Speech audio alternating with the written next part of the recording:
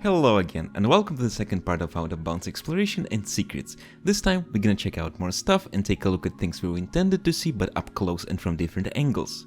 In the last video I showed you developer note left right in the game. First Little Nightmares also had a few of those, but the second game is littered with them. Most of them are not particularly exciting, but it's still interesting to see how developers were talking with each other right inside the game.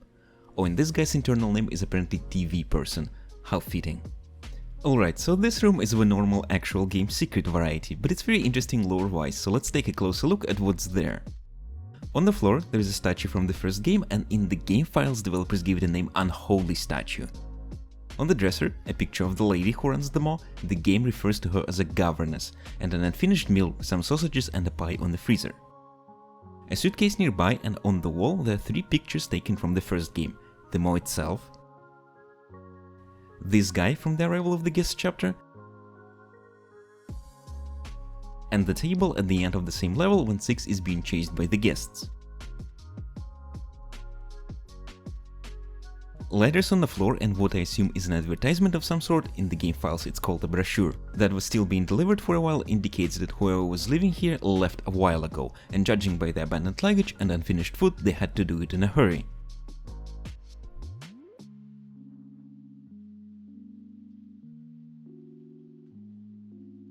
Moving on, I have an entire video dedicated to this, so I'm only quickly gonna mention it here, but when you use TVs to teleport around the Pale City, quick flicker is not just some random noise, but in fact 26 pictures taken during different game development stages. Going back to the school chapter, another connection with the first game are the same dolls the lady had in the residence, and I bet you missed it, but one is nailed to the ceiling with scissors. Scissors to the ceiling? And some other toys also exist in both games, like this puppet, which along with some pictures on the walls raise interesting questions. Is the signal tower responsible for making people look like this, or were they born this way? Because how else would there be pictures and toys made in their image, seemingly when the society was still functioning?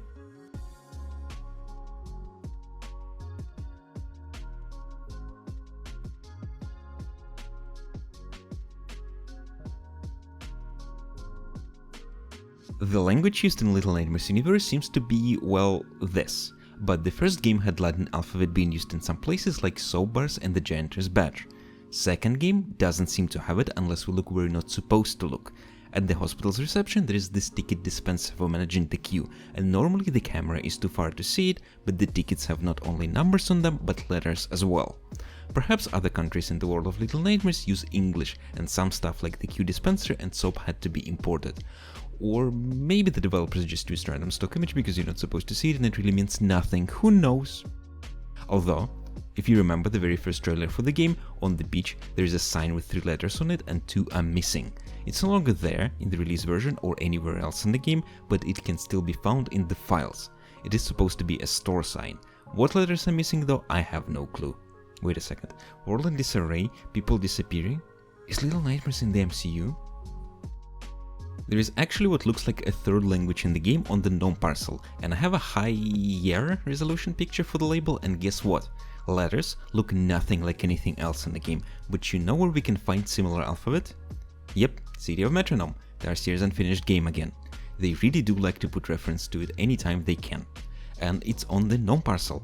Are they shipping gnomes from there?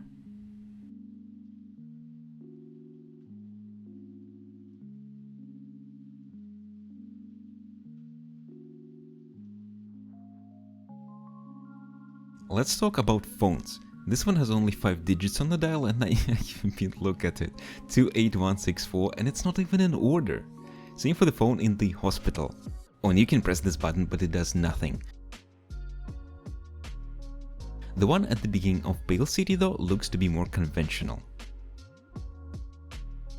And while we're here, did you know that this is a bus stop made as a tribute to the Studio Ghibli's film My Neighbor Totoro? The top tells where the route ends, the middle is supposed to say the location of the bus stop, and the bottom is the company that operates the bus route. The diamond shape in the movie even looks like an eye. The rectangular signboard underneath indicates timetables. In the mail building, if you take a closer look at the piles of envelopes on the floor, you can notice that it has not only letters but also 3 postcards. First one is from the City of Metronome. Again. Second depicts what I think is a lake with some trees and mountains. Feel free to disagree in the comments. And the third one is the Maw, specifically the arrival of the guests onto the ship.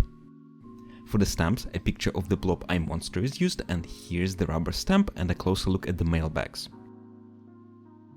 Interestingly, the arrow under the eye appears quite often. Here it is on the Six's music box, but it's not always there.